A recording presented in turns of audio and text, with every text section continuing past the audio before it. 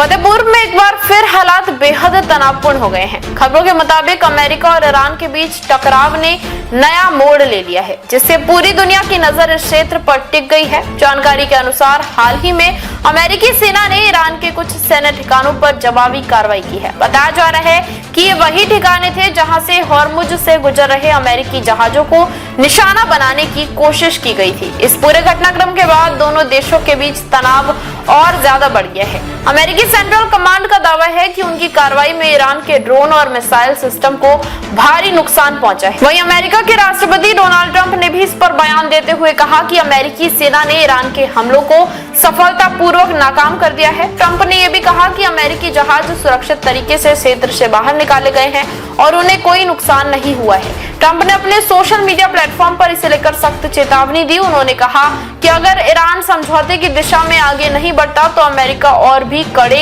और हिंसक कदम उठा सकता है। हालांकि एक इंटरव्यू में उन्होंने इस सैन्य कार्रवाई को लव टैप यानी हल्की चेतावनी जैसा बताया है, जिससे बयान और चर्चाओं में आ गया है। दूसरी ओर ईरान ने अमेरिका के इन दावों को खारिज कर दिया है और पलटवार करते हुए कड़ी प्रतिक्रिया दी है। ईरानी विदेश मंत्रालय के प्रवक्ता ने अमेरिका को चेतावनी देते हुए कहा कि ईरान किसी भी दबाव में झुकने वाला नहीं है। ईरान ने अपनी सेना को लेकर ये भी दावा किया कि वो किसी भी स्थिति में जवाब देने के लिए तैयार है। वहीं ईरान की ओर से ये भी कहा गया कि कुछ क्षेत्रों में नागरिक इलाकों को भी नुकसान पहुंचा है, जिसे लेकर अंतर्राष्ट्रीय स्तर पर चिंता बढ़ गई है।